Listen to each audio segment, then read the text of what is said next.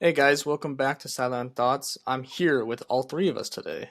It's been the first time in a while since I've seen you guys, Gio and David, all of us together.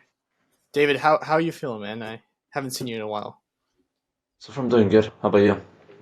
Good, man. I mean, me and Gio have done a couple episodes in the last month, Hmm. and today the main topic we're going to talk about NFL draft because obviously the first round was yesterday, Yeah. and it's going to continue throughout the whole weekend.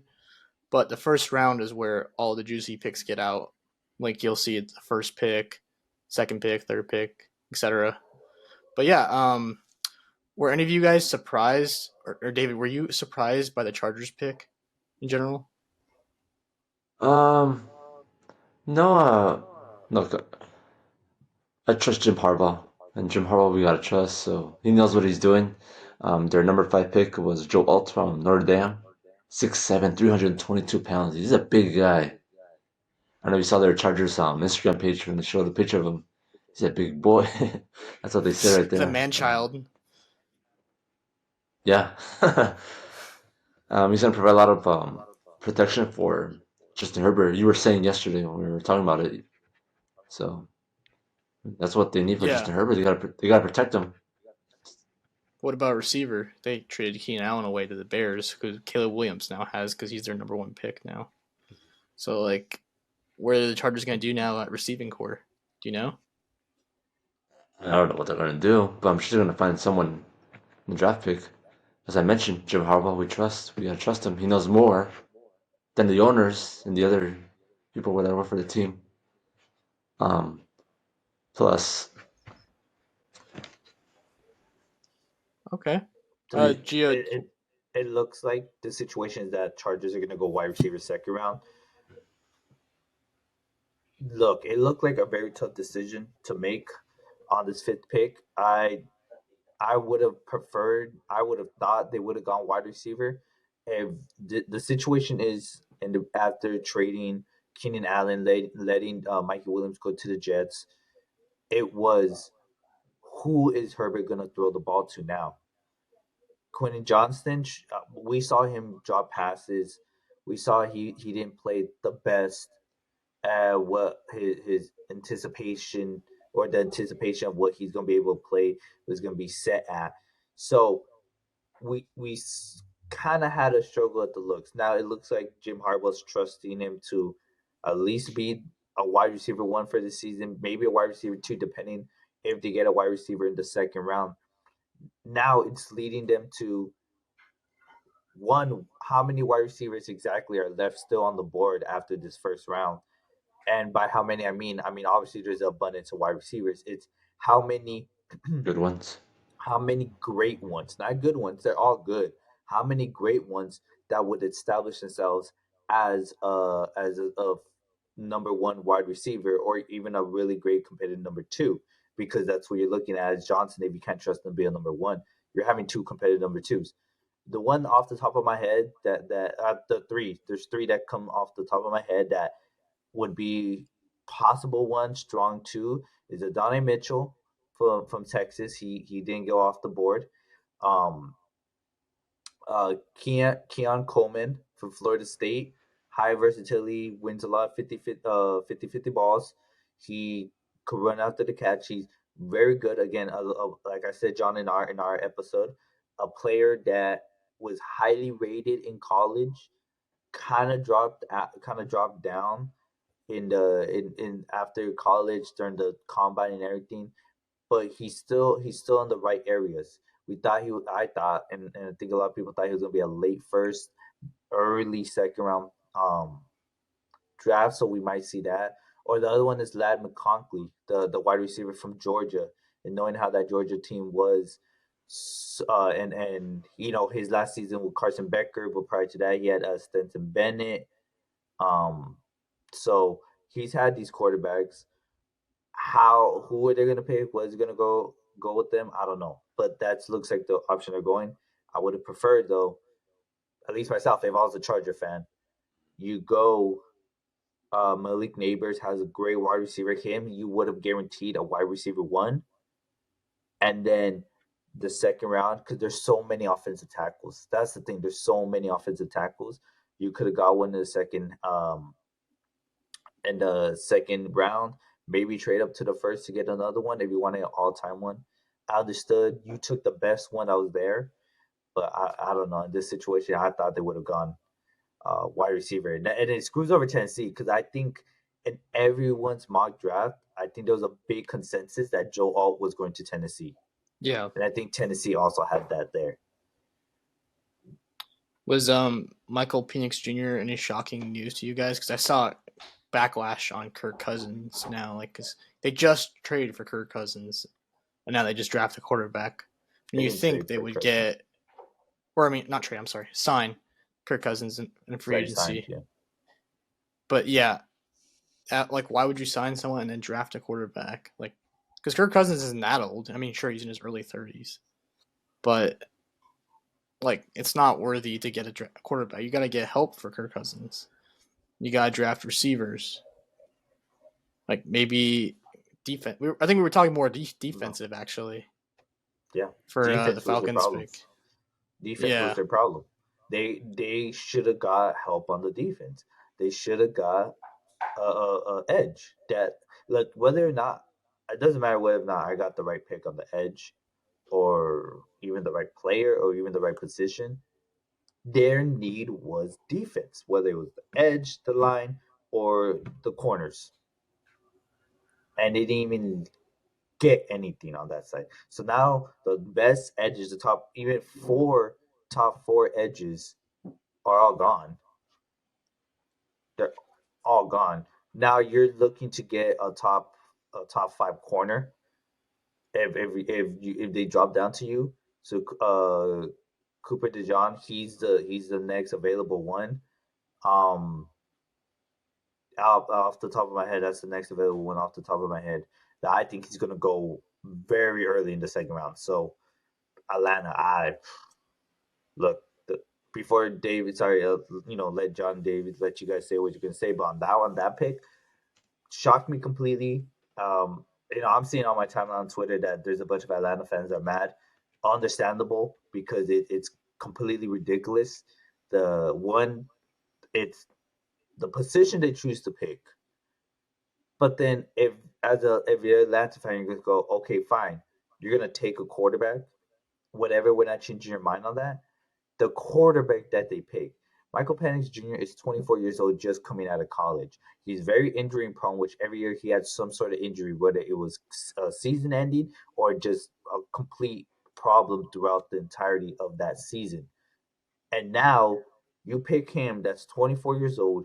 Your idea is gonna be backing up Kirk Cousins to learn under him. That means this quarterback, if they play out the full 4 year contract of Kirk Cousins, Michael Penix Jr. is gonna be 28 when he's gonna barely start in the NFL. yeah, he's pretty old. It's gonna be bad. Not only that, John, you asked the question. Why would they do? What was the reason? The Falcons did have an injury right after the pick, and explain why. They used the example of the Green Bay Packers. They said they're trying to follow the way the Packers did it with Jordan Love, drafting him while the Packers still had Aaron Rodgers. But Jordan Love That, was so much younger. that's the thing. That's what the Falcons aren't taking into account.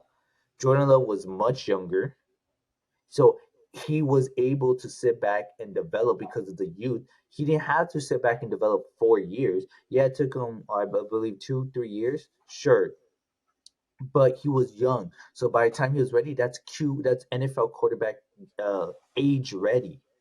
That's what it is. And not only that, he's learning under a Hall of Fame quarterback. Oh, MVP winners. He's learning under Aaron Rodgers, one of the most talented quarterbacks to ever play. And now you're putting Michael Penix Jr. to learn under Kirk Cousins, who, don't get me wrong, Kirk Cousins is good. He's talented. He's getting paid the 180 million for a reason, but he doesn't have any MVPs. And not just that the award means that if you have to be MVP to be great. No, but the difference between Kirk Cousins and Aaron Rodgers. How are you going to expect that same idea of what the Packers did with Jordan Love to translate to Michael Penix Jr. and and Kirk Cousins. It's not. It's not. So there you go. You guys, I talked to you guys on that pick. David, what do you think about Michael Penix Jr. on the Falcons? Do you like the idea or no? John, I don't know about this topic, so I can't really say much. I mean, you could just speculate. I just don't know what to say. I mean, sure. I mean, John, what do okay. you think? I mean, No, sorry, guys. I could care less, to be honest, about the Falcons, but I'm fine with the pick just because quarterbacks are very they don't have a lot of them, obviously, like good ones that are ready for the NFL.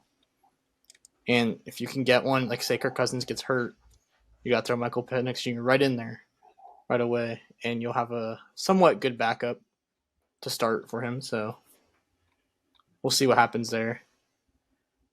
But I don't really know like a lot like David about Michael Penix Jr. I just know that he was doing pretty good in Washington, and he had some injury problems, like you said, but hopefully he works out for them. But I was shocked though that the Seahawks got Byron Murphy. I was hoping we'd get Latu Latu, but obviously he went right before 15. we could pick him. Mm-hmm. Yeah, I was like, damn. I was hoping that he would go to us because he's pretty good. But Byron Murphy isn't too bad either. I mean, he's a decent player. So, I mean, I like the pick. But I was shocked the Packers went offensive tackle. Wait, John, before we go deeper down. I'm just saying teams. The Seattle pick. Yeah, before we go even more down in the chart, the Byron Murphy pick, not a bad pick. Obviously, you guys got a really good defensive tackle, but I don't think that was your first round need. And I said it, I think you guys should have gone O-line. Whether or not whoever that was, you guys should have gone O-line on that first pick because you're going to see Geno Smith again. He's going to be rushing again. No, they might. There's a possibility they get in the second round. But, they took the best option. They thought they needed some defense, some defense on the line on the other side of the ball. The one stepping aside from the Seahawks, the one pick that I also thought was kind of crazy, and I have no idea why they did this, was the Las Vegas Raiders taking Brock Bowers with that pick. And it's so unnecessary for the Raiders. Brock Bowers is 100% a great player, and I really thought the Jets were going to take him. A lot of people were saying the Jets were going to take him. I thought they were because they like the idea of Aaron Rodgers throwing him the ball. Yeah, but they want protection. That's right. They came to the census and they got protection for Aaron Rodgers because that's what they really needed. Okay, that's fine. And again, it starts with the Chargers messing it up. If Joe O went to Tennessee Titans, Latham was going to be going to the Jets. Didn't happen. That's fine. The Jets want the next best pick. That's fine. But you have Brock Bowers still on the board. I already thought he was going to go to the Colts and to the Raiders. The Raiders, the team, your quarterback is Gardner Minshew or Aiden O'Connell. Or you want Aiden O'Connell to learn under Gardner Minshew. Either one. But why would you want that to continue to be your room and get a position that you don't need? Sure, maybe you're gonna move Brock Bowers from tight end to wide receiver, maybe, but then you already have Devontae Adams and Jacoby Myers. So why would you need it? It's such a unnecessary pick for the Raiders. At player wise, great pick. Need or anything unnecessary. You should have got protection for one of your quarterbacks because clearly they needed some protection for him, or you should have gotten another quarterback. Now, sure, it's Michael Penix. The Falcons screwed up with Michael Penix Jr., and that will lead the Broncos to get Bo Nix. Maybe the Raiders started to get Bo Nix. Wasn't going to happen. That's fine. But if you wanted someone like Jaden Daniels so bad, there was Spencer Rattler who plays similar to Jaden Daniels. So you could have gone him. Sure, you'd be reaching. Okay, fine. You don't want to do that. Get your protection. Like, dude, there's no need for you to have Brock Bowers. So that one I was very disappointed on. props to the Minnesota Vikings for moving around and getting what they need. Definitely getting a steal on Dallas Turner at 17. For him dropping that Yeah, that much, was a good pick. definite steal. Definite steal. Cincinnati getting protection instead of going wide receiver because of the possible T. Higgins getting traded. That was really good. John, we were right. Jared Verse coming home to LA or coming here to LA. He's from Florida. Came from Florida State. Um, Actually, John, I thought you said they were gonna replace Aaron Donald. I thought you were gonna say that they need a tackle. Yeah, well, I said edge. I mean, I don't know really much about Javerse. I just said that he's going to be like a replacement for like on the defensive side. Like they needed to get another pick. That's all I was talking about. Like I didn't know what position Javerse was playing. I just knew he was on the defensive side of the ball. So I'm like, you know what? Let's go with Javerse. We need something on the defense for the Rams. But what's it called? I was surprised the Bears didn't go defense themselves because they got Romeo Odunze now. Like they don't really need him. I mean, they already have Keenan Allen, DJ Moore. Now they have DeAndre Swift at running back. Like, why do they need more offense? Because they want to settle that foundation for the future. Keenan Allen's not going to be there forever. He's already older in terms of football of a career, right? David, you guys had him for so long. He's already older, and that's part of why the Chargers kind of traded him. He's getting older. Chargers, again, the idea was them for the reset. Fine. But the Bears have the right ideas. One, the Bears got Caleb Williams, throwing the ball, catching the balls around. It's not just that they're old, Gio. It's not that just they're old, it's also the salary cap that the Chargers been having have a big issue with. That's why they've been getting rid of these big names.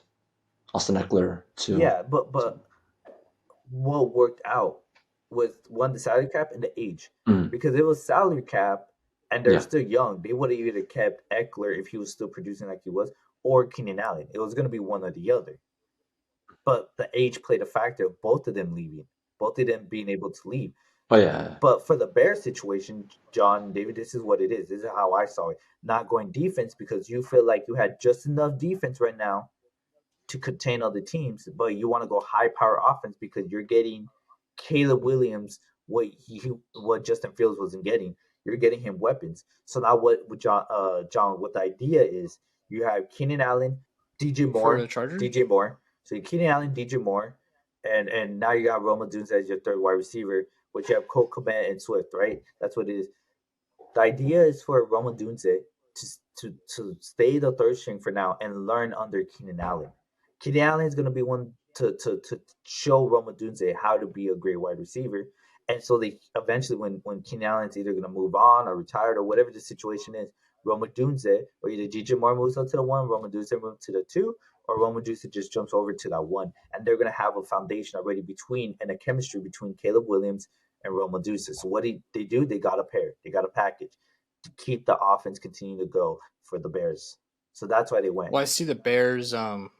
Drafting defense the rest of the way. Like they need to draft defense the rest of the way. Yeah, but they wanted to stack. They don't need any more offense. offensive picks. Yeah, but yeah, they could probably go O line.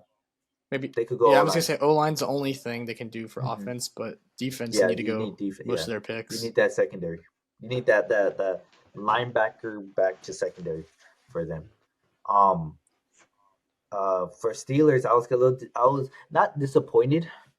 Actually, I wasn't disappointed. It's just I really thought they were gonna go Terrion Arnold. I thought his play style really fit them, but getting the offensive tackle out of Washington of Faltana, great pick for Faltana to drop that much, surprising. And it turned out that Faltana is actually a Steeler fan, so it works out for both teams. They get the protection they need for whichever quarterback starting, which I think is going to be Wilson.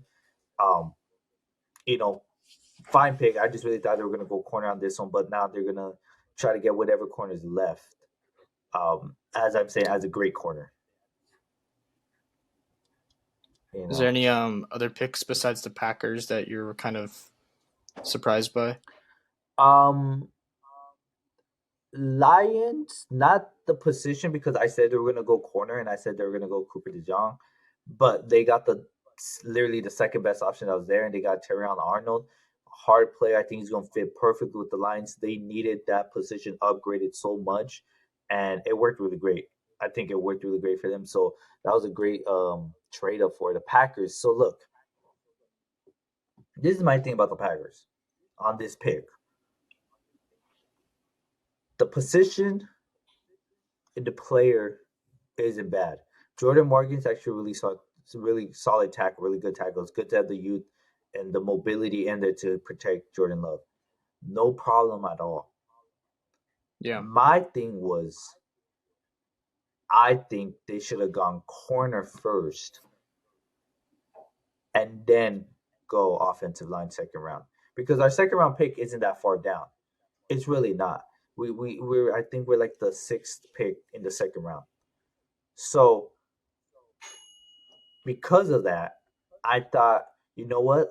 You see Quinyon Mitchell go to the Eagles.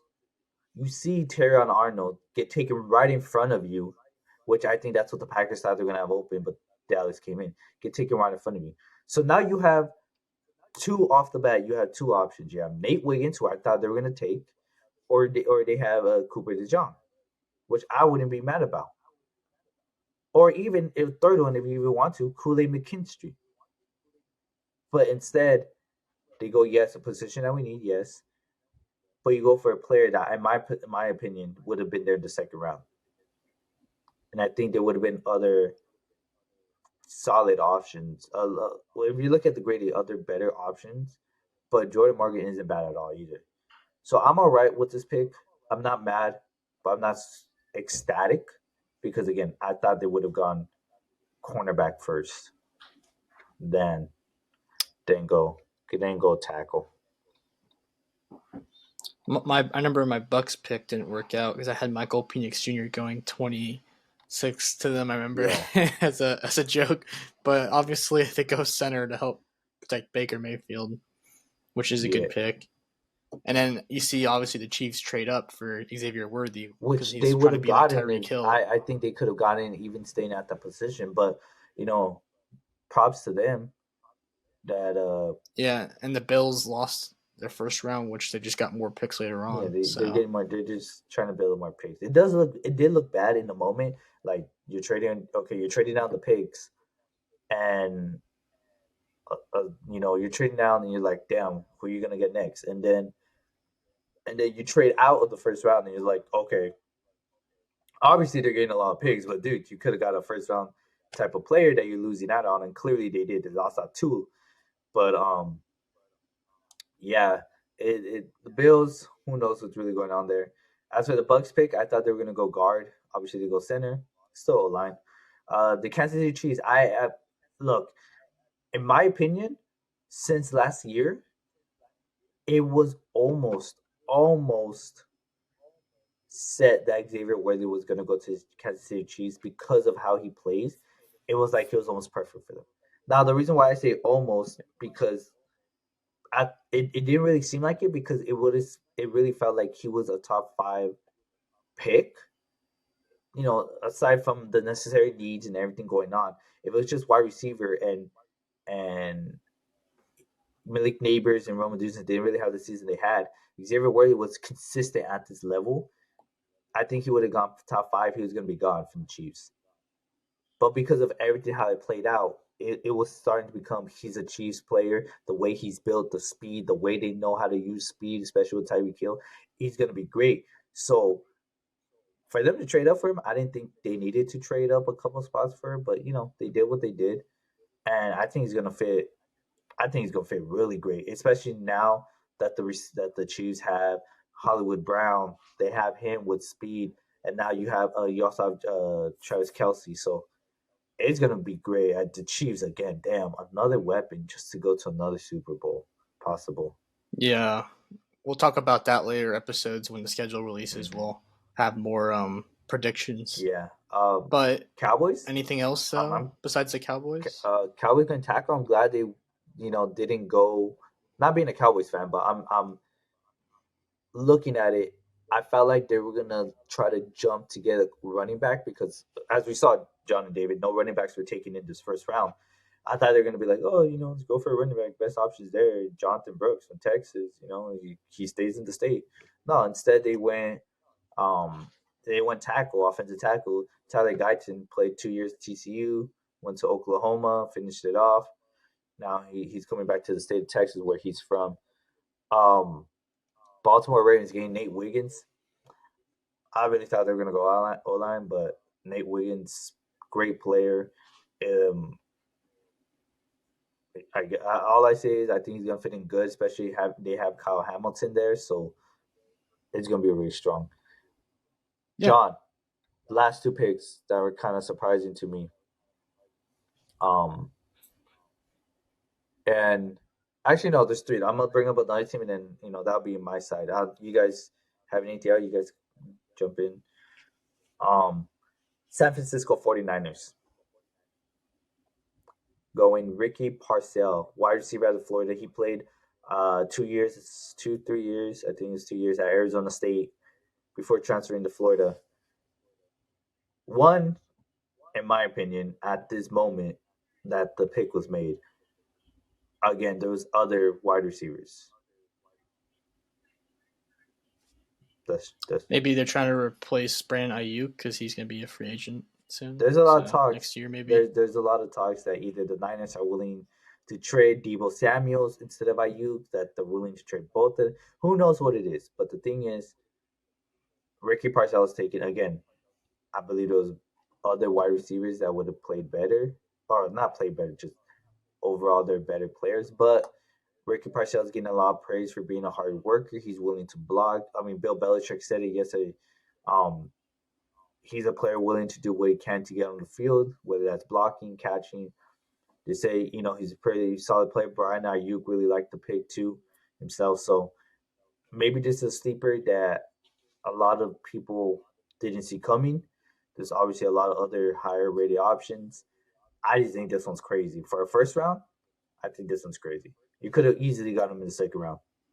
Easily. Yeah, pretty much. Yeah, because there was a lot of names before, so just a crazy one.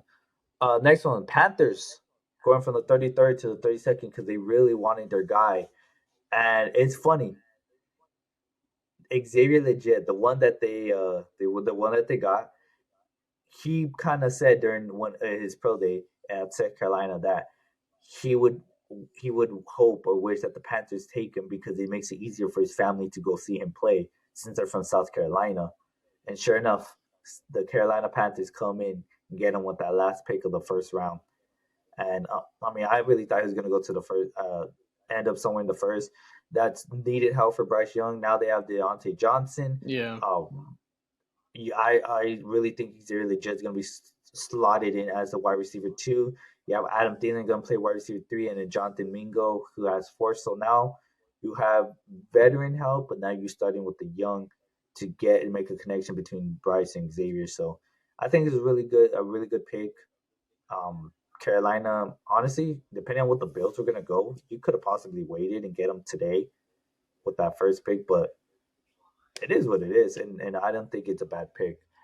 The last one I really wanted to mention on, and I'm kind of happy about it.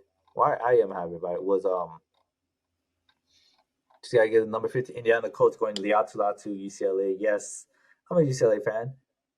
I really had the fear as my mock draft that he was gonna go to the Bears, and it was gonna suck as a Packer fan because I want Latu to do good.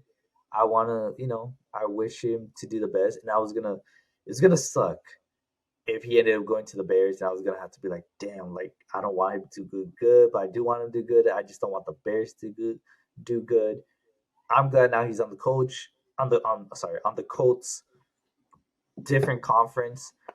That's cool. I think he's gonna do great for them. But John, I don't know if you've seen him.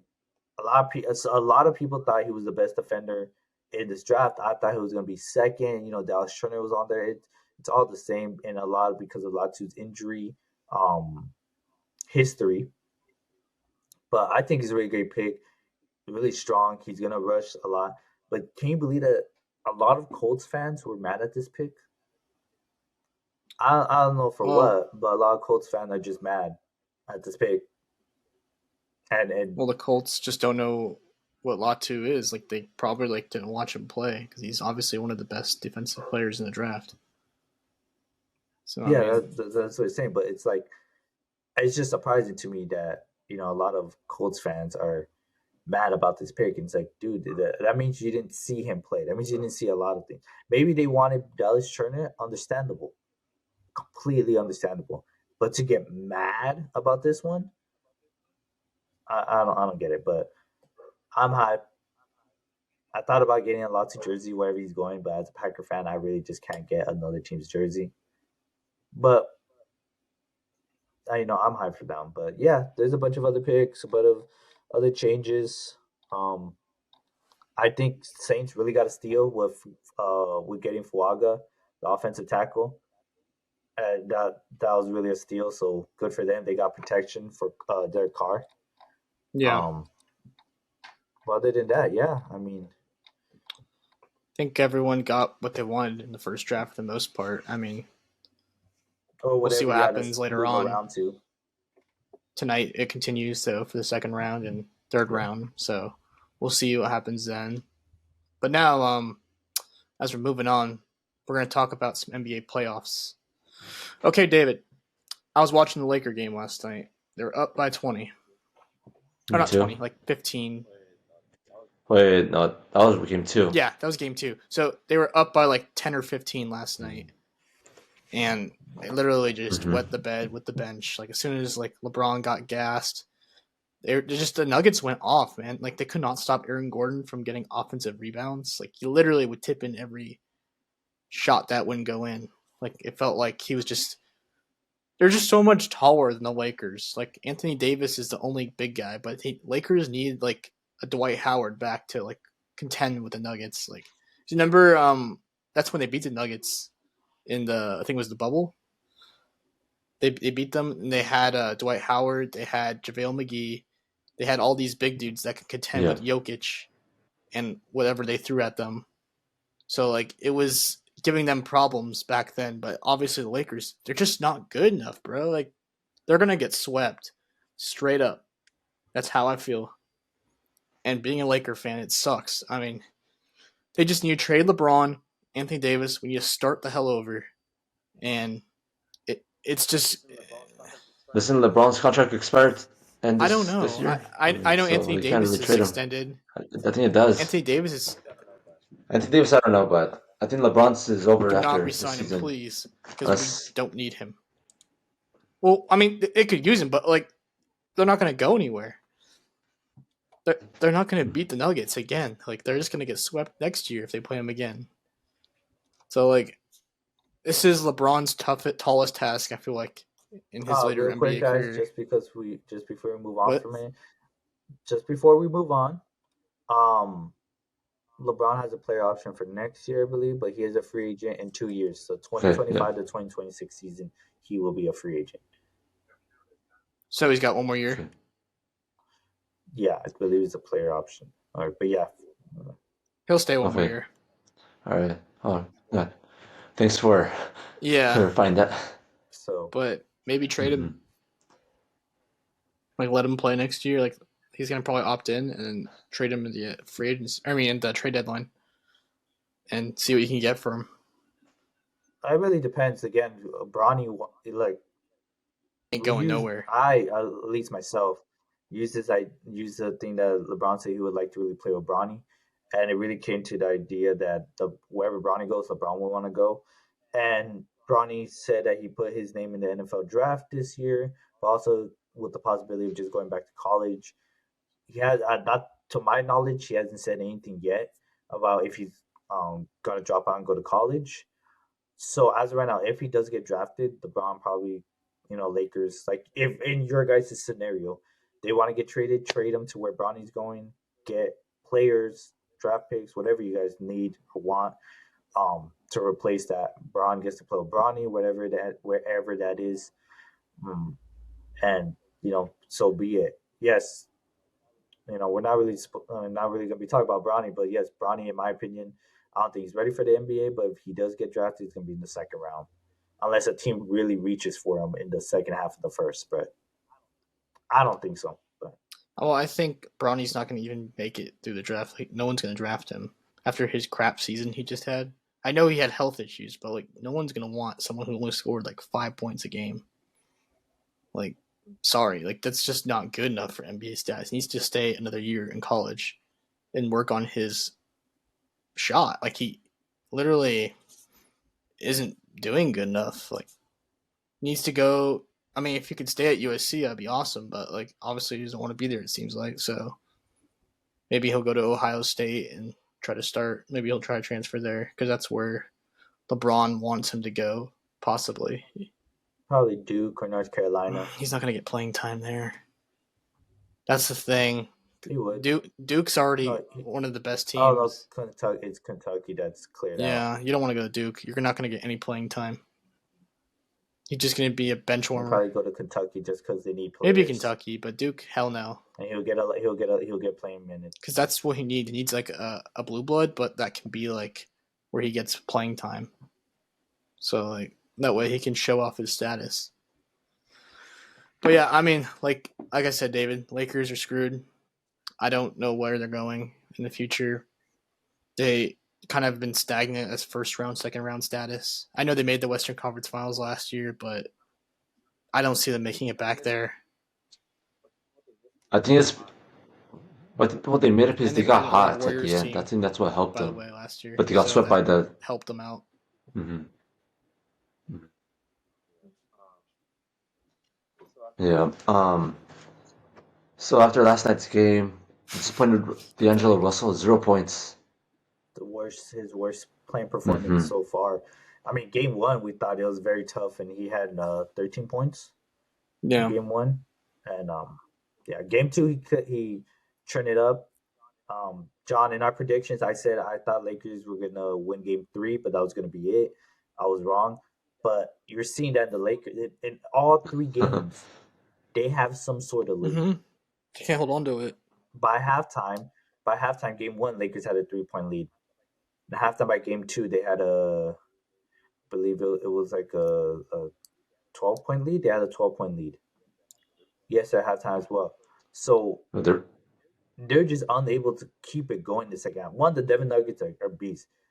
They're strong, a very strong second half team. They turn it up. Jamal Murray, of course, game two ended on a Jamari buzzer beater shot. But if it wasn't for that, they'd be going to overtime, and who knows the result on that. But the point was the Lakers were up by 20 points, and they let that diminish. That was their only chance of winning. The Nuggets diminished that, and they couldn't do it. Now, don't get me wrong. There was a lot of foul calls in favor of the Nuggets, whether it was on the Nuggets offense or defense, because there was some. I remember when LeBron was guarding Jamal in the last final minutes. Jamal kind of stepped back, and they called a foul because they said like LeBron reached. Then the very next play, LeBron drives in. I think he gets the layup, but he gets hit kind of, and they said no foul. It should have been and one. They didn't call it. The one I really thought that shouldn't have been called a foul, but it was when Jamal Murray slipped. I really thought it was a slip. I don't think it was a foul at all. Even during the replay, it looked like he slipped. So I think that it shouldn't have been a foul. And even when they took out the ball right in that moment, he went to the same spot and almost slipped again. So that's, to me, it's moments like that that in those final minutes shift the game. But at the same time, you could blame the refs all you want and stuff, but it's the Lakers that allow that 20 points. And they should have turned on the gas and just kept going. But they don't have that capability. They're too old. And their bench just is putrid. It's horrible.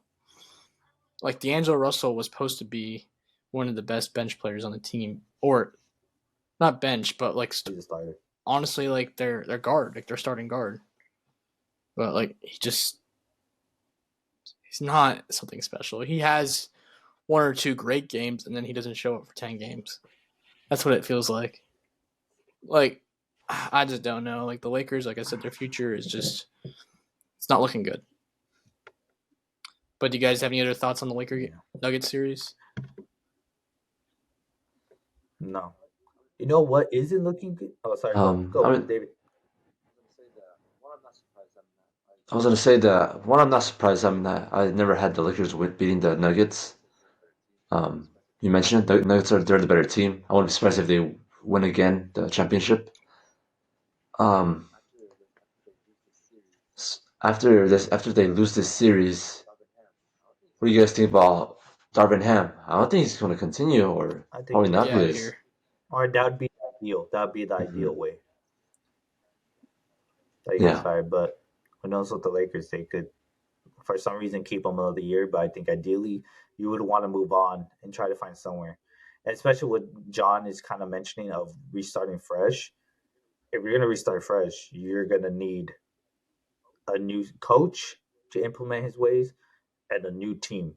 So if you're cleaning out house with your stars, if you're gonna trade away your stars, the coach has to go Yeah, with I'm it. tired of the Lakers' mediocrity. Like it's they just feel mediocre at best. That's what it feels like, and they're not special. But this is going on for a while. I mean, this is Darvin Ham's second season. Frank Vogel's final season, they're also struggling. So I don't know if the It's the constant coach players. They don't changes is have the good enough solution, players. but I don't think it's the coaching. All of it. Like mm, they don't have a good mhm. enough assets. Like Anthony Davis is good, but he doesn't have enough help. Like he used to Look, be top bench wise, five, sure. but now I don't consider Anthony Davis top five player anymore. But he's still Maybe top top 10, even 10, if you but don't top consider five top now. 5. Not anymore. Like we considered But him.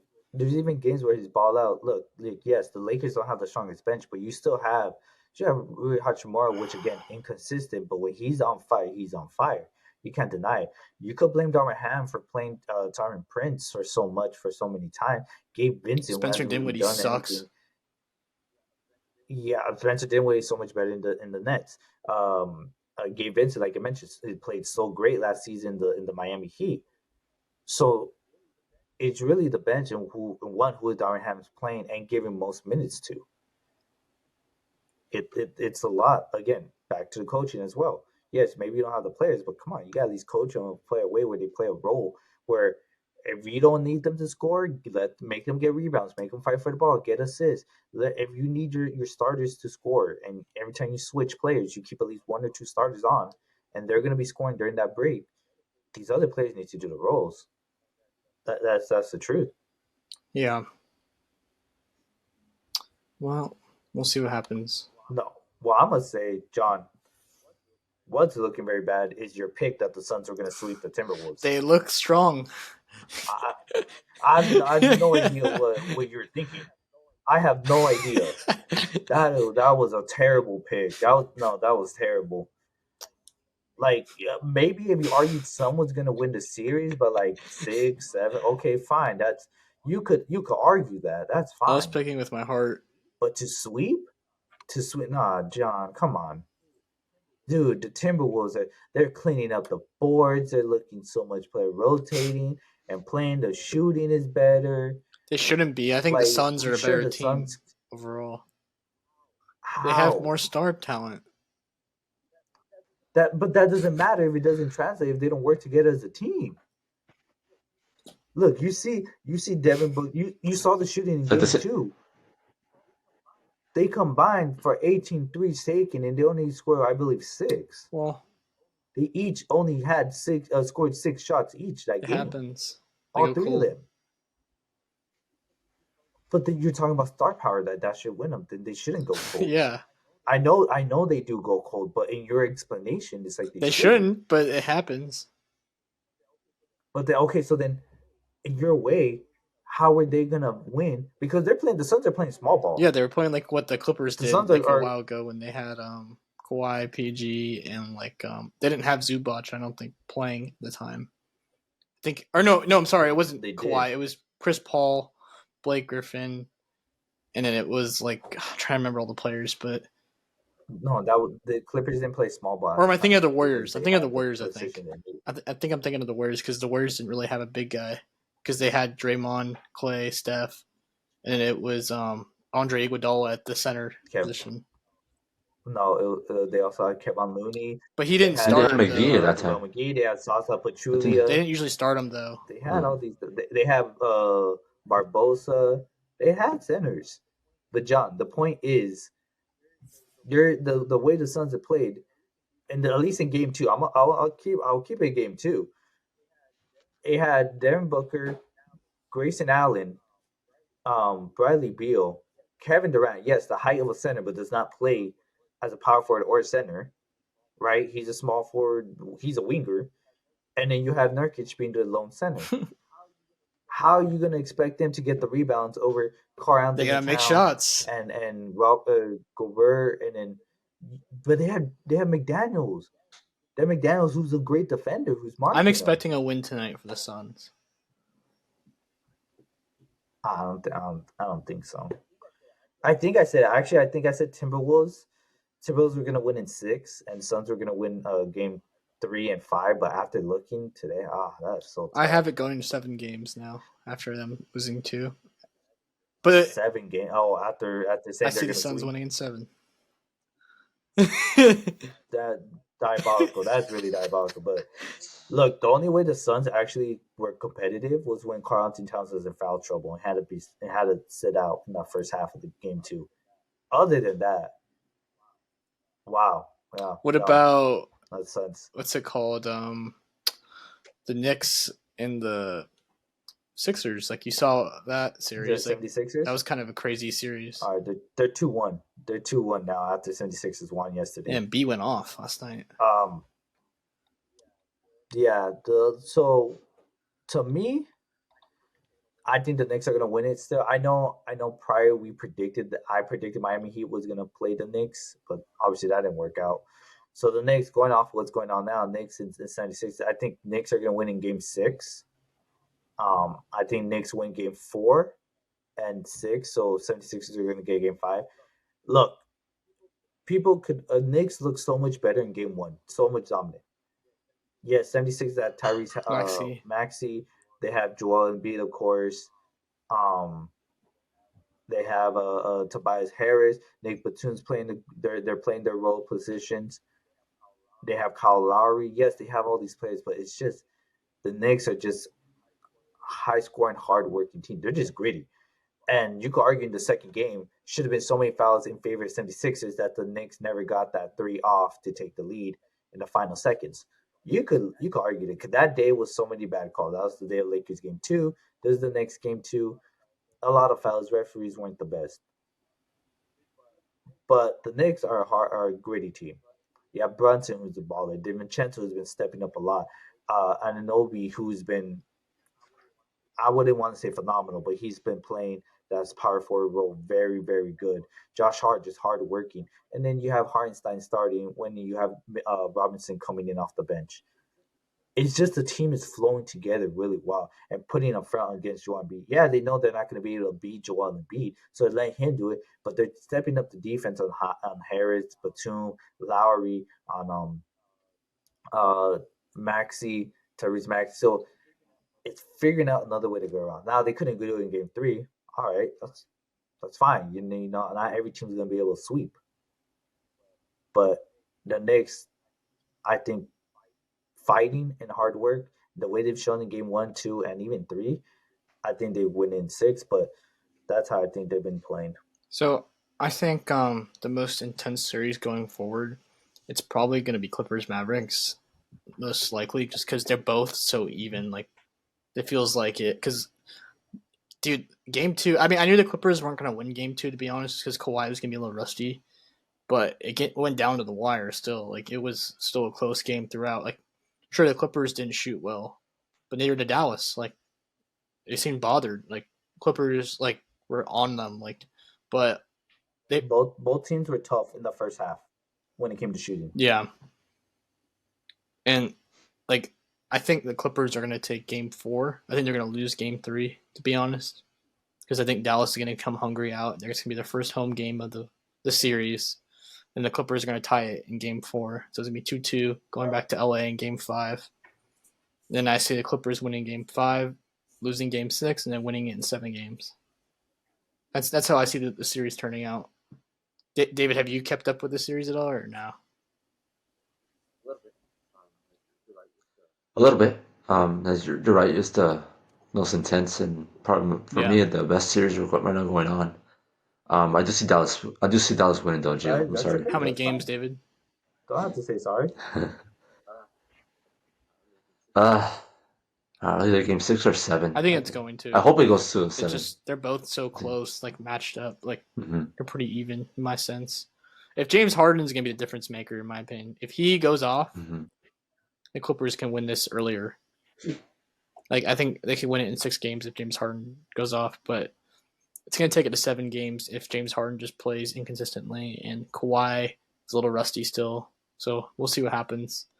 But they're really gonna need Paul George to step up as well. They really need everyone to step up, so that way they can just outman the freaking the Mavericks. Just have 2 really great players and a couple of dominant players like around them. Like Tim Hardaway Jr. is not a bad player; he's a good shooter. But it seems like the Clippers are getting them off the 3-point line as much as they can. Like they're trying to make them take it to the basket, which is a good defensive scheme, I should say.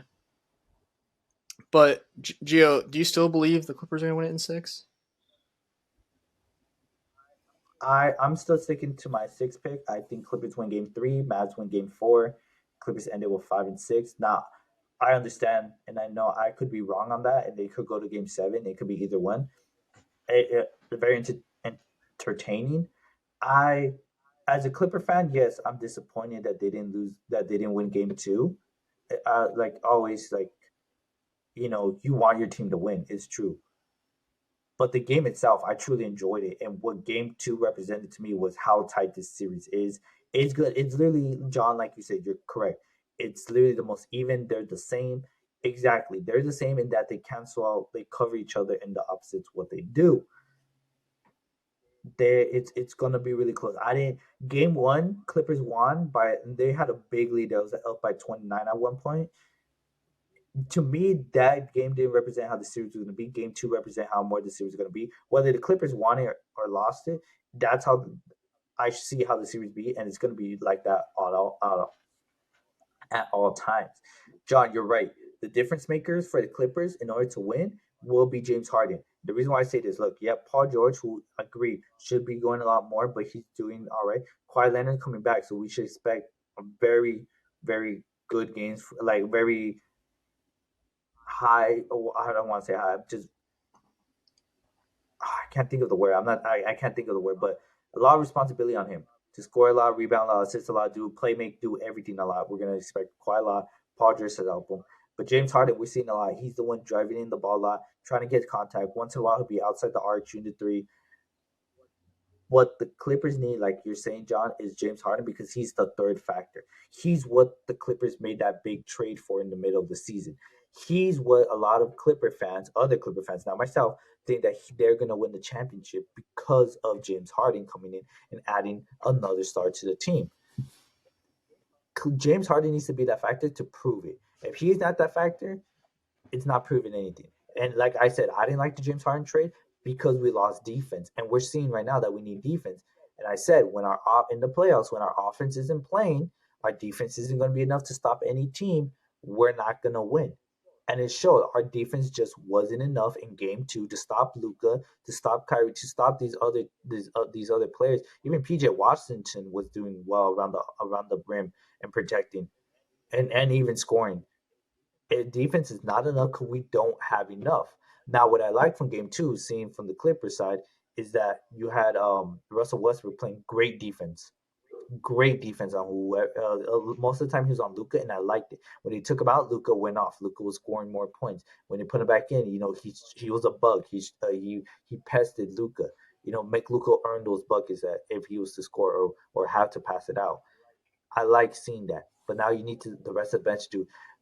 We need to somehow you need to help Zubac around the rim because Mavericks out rebounding just in all aspects right there. You can't expect Zubac to go against 2 or 3 players his height or maybe taller, or players that could, or like PJ Washington could step out in the mid range and shoot. You can't be expecting that. So you need to help. You need to help Zubac. For the Mavs side, Mavs need to work again. I think having the big man get those rebounds, get those putbacks. That's the way to do it. Have Luka score. Just get Luka scoring. Once he gets rolling, he gets hot, and we know what Luka could do. We really do. Luka's in the MVP conversation for a reason, and we've been seeing him for the last 3, 4. I think it's 4 years, 4 or 5 years. Luka's a baller. He really is. So You need to get Kyrie going a little bit more. Let him, drive to the rim a couple times. I think Dallas, they should feel confident in that if they go to 7, there's a good chance that they could win it because if everything goes right for them. But at the same time, they need to defend, like we're saying, Kawhi, Paul George, and Harden. And even off the bench, you're gonna have to defend Norman Powell. So how all that works, both teams gonna have to figure it out. But I think both teams are have to be confident. If it goes to game 7, they could either one could win I it. I think if the Clippers somehow move on in the series, they're gonna have trouble against the Thunder. The Thunder look good, man. Yeah, I think they're gonna win it in 5 games against the Pelicans. They look like the most dominant team against them. Like their Shea Gilgeous is playing amazing, and so is what's his name, Chet Holmgren, the big guy. He's been Yeah. dominant. Like Brandon Ingram has been abysmal. Like he hasn't done anything in the series. Same with, I mean Zion. Zion hasn't played. He's not. Wait, he hasn't got played. hurt? Yeah, he got hurt in the play. He hasn't I thought played he in the played. series. I thought he played game Mhm. You heard 2. when he played the Lakers? Oh, No, okay. Well, maybe that's no, why Zion hasn't done hasn't anything played. because he hasn't played. So Trey Murphy had a really great game 1. Game 2, he didn't play as well. Play as good. That's what I mean. Didn't play as good. Um, Look, the thing with OKC is that they're a well-oiled team. Every player knows its role. Every player does his job really good. Every shooter, every drive, every kick out, every rebound. Everyone works hard, plays together. Everyone knows it's a well-oiled team of young youth, just energy to playing, young players willing to go. That's why they're being so dumb. They're looking so good in this playoffs. Now, game 1 of the series, I really thought Pelicans had the chance. CJ McCollum ruined their chance of winning that game. I think he should have tied it, go to overtime, see what happens, or should have taken a 3 much sooner, find an open player, whatever it was. Trey Murphy was having a great game that game. You should have got him the ball to shoot the 3 if you wanted to win it. That didn't happen. Oh well, go to game 2 and Thunders dominated like I really thought they would have looking at the series. I didn't think they played as good in game 1. Game 2, they dominated. It showed they're still that team. So game 3, it's like kind of going to expect that for game 3. But that's what's looking. John, I want to agree with you that Thunders will win in game 5, but it's after that game 2, it's looking really tough. yeah, But the Pelicans don't show anything without possibilities. Zion being there. It's because Pelicans thinking that Zion maybe might come back the end of this season. For sure, next season if they make it. I mean, sorry, not season. Next series if they make it through. But it's not looking good. right now, it's not looking good. Thunder's though, yes, I think Clippers are gonna have a. If it is Clippers Thunders, it's gonna be a really tough. That one would for sure be a long series. I think if they played each other. It could. I mean, but I think the Clippers have the type of team that could match up with the Thunder better than certain other teams. Like they have a little more firepower, the Clippers, offensively, so they could score with the Thunder for sure. But if they have an off night, for sure, like the Thunder will just take it to them and probably get destroyed. Mm-hmm. Yeah.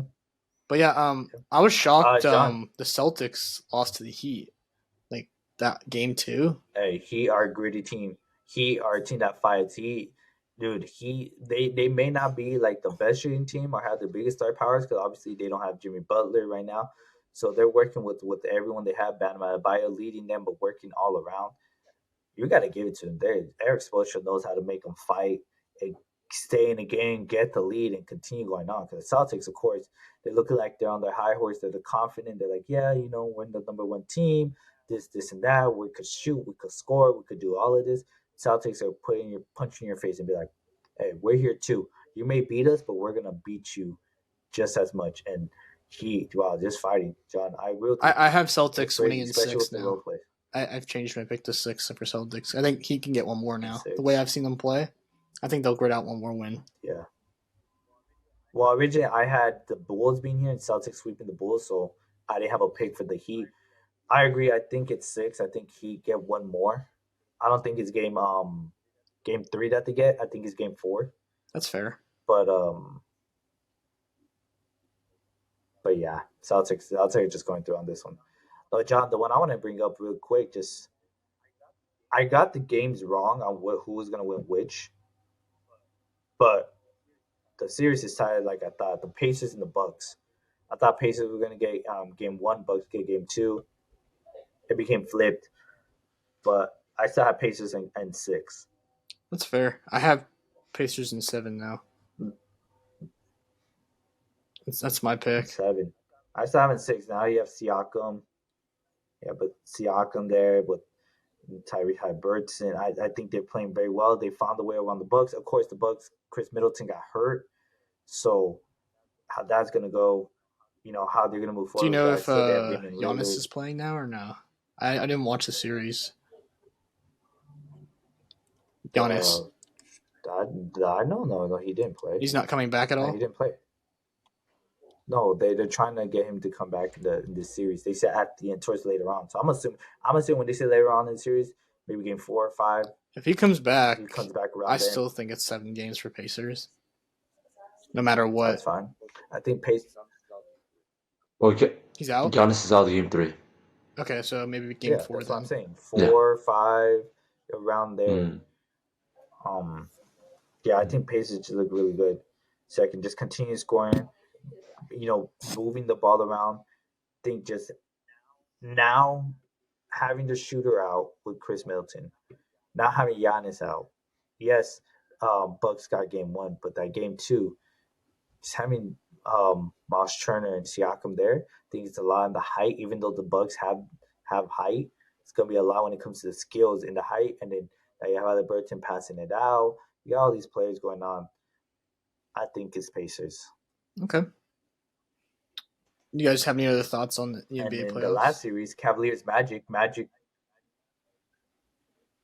Well, like I was saying, the last series, Cavaliers Magic just get their first win, destroying the Cavaliers by almost 40 points. It was 38 points. Game not expecting, not the result I was expecting. I did say on the last one that the Magic were going to win game 3 and 5. I didn't think it was going to be like this. Magic found their groove, found their way around. Again, defending with Jonathan Isaac in there. Mo Wagner finally being dominant up, because if you look at game 1 and 2, the Cavaliers, Jared Allen and Evan Mobley just cleaning up the boards. They're really just Jonathan Isaac's a really great defender, and them being able to go I don't want to say super easy, but it didn't look much like a challenge for them to clean up the boards, get rebounds, get putbacks, kick it out. I mean, of course you have Donovan Mitchell, Garland. You have these other players outside that are just scoring, but like the team's working out together. So for the Magic to get a big one like this, that's really big morale wise, scoring wise. Cavaliers, maybe they had days off, so I don't even think they need a break. Yeah. So Cavs need to pick it up to try to get a third win on the second night in Orlando. But like I thought, Cavaliers. I have Cavaliers in 6, but that was a crazy game. Props to the Magic for finding a way and then just continue to pound, scoring, keeping being on the face of the Cavaliers for taking advantage. Yeah, I have Cavs in 6 too, so I think the Cavs are. Donovan Mitchell's going to go off, I think, in game 4. I think that's what's going to happen, and he's going to lead the way. But yeah, I mean, that's all I have for NBA. I don't know about you guys. Have anything else to say? No. You guys covered it pretty much. Yeah, I also got the Cavs winning the series. Knicks, for me, they're gonna win again. Sorry, they're gonna win. I guess the Pacers now, since Giannis is still out. Mavericks against Clippers. Sorry again, Gio. And also Minnesota against Suns. That's pretty much covered it. All right. Cool. That was a good episode, guys. We covered the draft, obviously, NBA playoffs, and then coming up, maybe we'll do something more on hockey if the Kings continuously play well. Yeah, you gotta be like Cartman yelling. Kings, Gotta go. win. So they're Go, 1-1. Kings, go. They're 1-1 It right was now. a great overtime win by Kopitar. Mhm. He scored the overtime goal. Yeah. Play Friday night. Overtime goal. What's That was a great game. 3-3. Then they took a lead 4-3, and then Then Oilers just come back in like a minute or two. I think it was like a minute or two later. They scored the game time goal. I know. So it was a really good game. Game two. Game one was terrible. Oh, I Game couldn't one watch was the it. It was worst. hard to watch. I was working. They did have a small comeback at the end. 6-2. We'll Oh, see. God. Hopefully the Kings come out strong. Game 3 tonight. Because Just a little if comeback. they win tonight, they'll have a little momentum on the series. But definitely would be cool to see the Kings Oh, move yeah. on. Because I haven't seen them be out of the first round since they Yeah. won the Stanley Cup in 2014. It's, It's been that long. I don't know It's about 10 years. that. No, it's true. I looked it up. It's 10 years. Damn. And we played Edmonton in the last 3 Yeah, years. we lost every 3 year. 4 years we've been playing Edmonton. And we lost the Sharks the year before that. to the Sharks, bro.